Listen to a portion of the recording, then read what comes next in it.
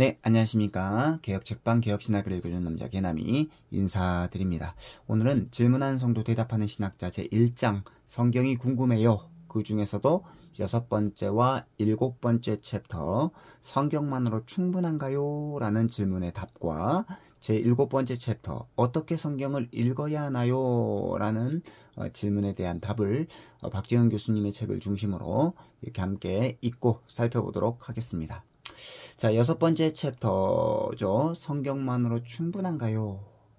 자, 현대를 사는 사람들은 성경의 모든 시시콜콜한 것들에 대해 구체적으로 이야기해주고 있지 않으므로 성경은 현대적 이슈들에 대해 충분한 대답을 줄 수 없는 책이다라고 생각하곤 합니다.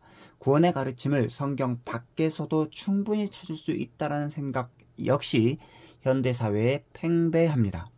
이는 성경의 충분성에 대한 공격으로 성경 외에 또 다른 무엇인가가 더 필요하다라는 논리적 흐름으로 귀결되죠. 예를 들면 현대사회 속에서 벌어지는 다양한 문제들, 환경 호르몬, 그리고 핵전쟁, 직장의 이직 문제, 인구 절벽의 문제, 인공지능, 트랜스젠더, 신재생 에너지 등에 대한 이러한 문제는 성경이 아무런 대답을 주고 있지 않다라고 보는 것입니다. 그럼 과연 그럴까? 라는 것이죠. 성경의 충분성에 대해 우리가 큰 두 가지 이렇게 측면에서 생각해 볼 수 있는데요. 첫 번째, 주 예수 그리스도의 복음의 내용은 성경만으로도 충분히 이해 가능하다라고 하는 측면입니다. 성경은 구원의 작정, 방식, 방법, 길, 핵심 내용 등을 정확하고 충분하게 계시하고 있습니다. 그러므로 구원을 위해서 또 다른 무엇인가를 찾아보거나 성경 외에 또 다른 무엇인가를 덧붙일 필요가 전혀 없다라는 것이죠.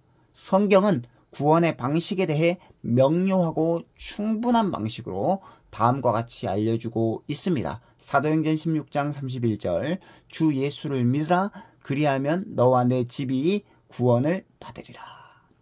자, 그것 외에 또 다른 방법은 필요가 없다라는 것입니다. 주 예수를 믿으라는 이 성경의 가르침만으로도 충분하다라는 것이죠. 둘째는 구원 외의 내용에 대해서도 성경은 충분한 가르침을 주고 있다라는 것입니다.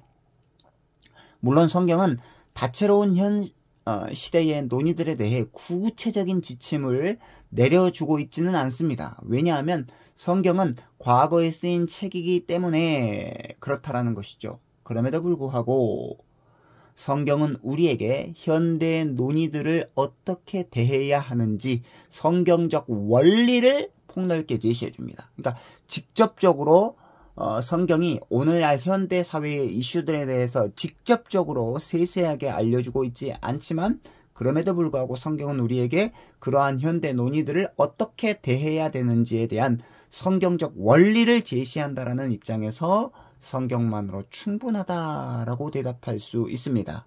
예를 들면 모든 것이 가하나 모든 것이 유익한 것은 아니고 모든 것이 가하나 모든 것이 덕을 세우는 것이 아니니 그런즉 너희가 먹든지 마시든지 무엇을 하든지 다 하나님의 영광을 위해서 하라 라고 하는 고린도전서 10장 31절의 말씀은 각종 현대 논의들을 어떻게 평가하고 판단해야 할지 성경적 원리를 우리에게 제시해주고 있다고 볼 수 있습니다. 먹든지 마시든지 무엇을 하든지 하나님의 영광을 위해서 하라는 이 성경적 원리 아래서 우리는 성경만으로 오늘날 우리에게 주어진 그런 이슈들을 평가하고 분별할 수 있어야 된다는 것이죠. 그러니까 이 고린도전서 10장 31절의 이 말씀은 각종 현대 논의들을 어떻게 평가하고 판단해야 할지 성경적 원리를 제시해주고 있다고 볼 수 있습니다. 기록된 하나님의 말씀인 성경은 하나님에 대해 구원자 예수 그리스도에 대해 그리고 이 세상 속에서 벌어지는 모든 일들에 대해 충분할 정도로 바른 평가 기준과 원리를 제공해주고 있다는 것이죠. 이런 측면에서 성경은 우리에게 충분하다라고 결론 내릴 수 있습니다. 그래서 깨달음이 있는 성경 구절, 이 말씀의 이 내용을 뒷받침해주는 하나님의 말씀은 디모데후서 3장 15절입니다. 또 어려서부터 성경을 알았나니 성경은 능히 너로 하여금 그리스도 예수 안에 있는 믿음으로 말미암아 구원에 이르는 지혜가 있게 하느니라. 성경만으로 충분합니다. 우리의 구원과 신앙에 있어서 뿐만 아니라 현대에 있는 모든 이슈들, 그 문제들의 해결의 답을 우리가 찾고 구하는 데 있어서 성경적 원리는 분명합니다. 먹든지 마시든지 무엇을 하든지 하나님의 영광을 위해서 하는 것, 이게 바로 성경만으로 충분하다라고 하는 우리의 답변입니다. 자, 그래서 신자들조차도 성경 말씀 외에 다른 것들을 갈구하며 살아가는 사람들이 참으로 많이 있죠. 이걸 어떻게 적용해야 됩니까? 물론 꿈, 환상, 애언, 기도, 방언 등과 같은 은사들을 통해서 하나님의 뜻을 발견할 수도 있습니다. 하지만 그런 은사들도 언제나 성경의 조명 아래서 판단받아야 합니다. 성경 외에 또 다른 무엇도 성경의 계시에 준하는 권위로 세워질 수 없다라는 것을 우리는 반드시 기억해야 합니다. 또한 기록된 계시인 성경 말씀에 덧붙여질 수 있는 무언가가 있지도 않다라는 것이죠. 성경 말씀에 덧붙여 무엇인가를 첨가하는 것도 절대로 옳은 것이 아니다라는 것입니다. 신자들은 우리에게 주어진 성경 말씀으로 만족하는 삶을 살아야 된다라는 것입니다. 성경에 게시된 진리들을 모두 온전히 다 깨닫는 것만 해도 평생에 다할 수 없는 작업이기 때문에 성경만으로 충분하다라는 것을 기억하고 그것을 분명히 믿고 우리가 날마다 우리의 삶을 살아가야 된다라는 것이죠. 자, 그러면 7번째 챕터입니다. 신학이 있는 답변. 신학이 있는 답변입니다. 성경 읽기 세미나가 인기가 많죠. 그러면 우리는 그러한 세미나를 통해서 성경을 읽어야 하는데 어떻게 성경을 바르게 읽을 수 있을까요? 성경을 어떻게 읽어야 하나요? 라는 질문에 대한 답을 우리가 한번 살펴보도록 하겠습니다. 자, 아까 성경 읽기에 대한 제가 이야기를 할 때에 성경 세미나에 대한 이야기를 했죠. 인기 강사일수록 독특하고 통찰력 있는 성경 읽기법을 제시하고 많은 사람들이 그러한 방법을 쫓아서 성경 읽기를 즐겨합니다.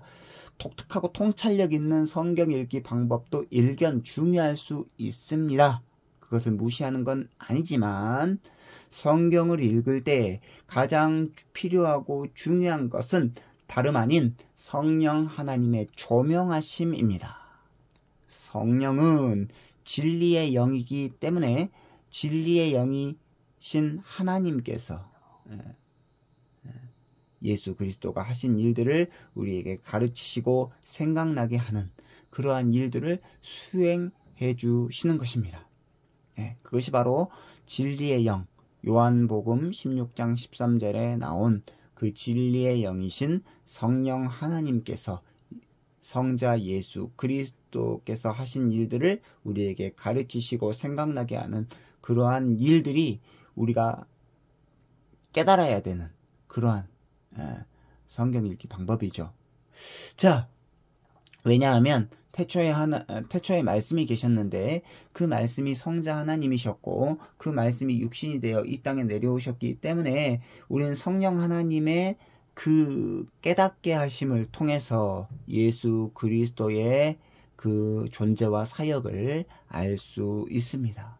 자, 예수 그리스도의 가르침이 곧 하나님 나라의 복음입니다. 그것이 곧 성경 말씀이다라고 하는 거죠.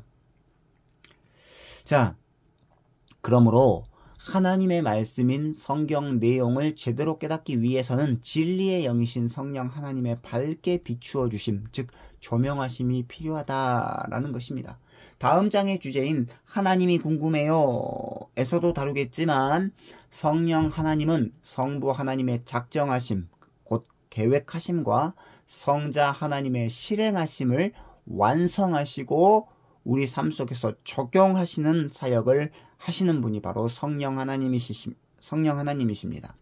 앞에서 다룬 것처럼 인간인 성경 저자가 쓴 책이 성경이기 때문에 성경 내용을 올바로 이해하기 위해서는 성령 하나님의 조명하심과 우리 개인의 삶 속에 적용하심이 반드시 필요하다라는 것이죠. 성경을 읽고 조용히 묵상하는 시간을 큐티, quiet time이라고 하는데 이 역시 마찬가지입니다. 성령의 조명하심 없이 읽는 것을 자기 마음대로 생각한다고 해서 올바른 성경 묵상이 되는 것이 아니죠. 성경 말씀을 묵상하는 시간이야말로 성령 하나님의 적용 사역이 간절히 필요한 시간입니다. 성령 하나님의 조명 사역과 적용 사역은 성경을 읽고 묵상하는 우리로 하여금 잘못된 길로 가지 않도록 제어하는 그 가늠자의 역할을 견실하게 감당할 수 있다는 것이죠. 중요한 것은 우리가 성경을 읽을 때 성령 하나님의 조명하심, 그 깨닫게 하심의 그 사역이 제일 중요하다라는 것입니다. 자, 그러면 성경을 어떻게 읽어야 하나요? 답은 나와 있죠. 성령 하나님의 조명하심과 그 적용의 사역이 우리를 바르게 성경을 읽게 한다라는 것이죠. 자, 그래서 깨달음이 있는 성경 구절입니다. 두 구절이 나와 있는데요. 요한복음 14장 16절 그리고 요한복음 16장 13절입니다. 보혜사 곧 아버지께서 내 이름으로 보내실 성령 그가 너희에게 모든 것을 가르치고 내가 너희에게 말한 모든 것을 생각나게 하리라. 아멘.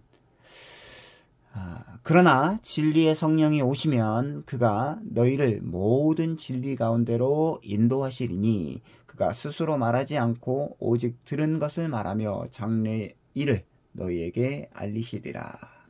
아멘. 자, 적용이 있는 묵상입니다. 어떻게 성경을 읽어야 하나요? 적용합시다.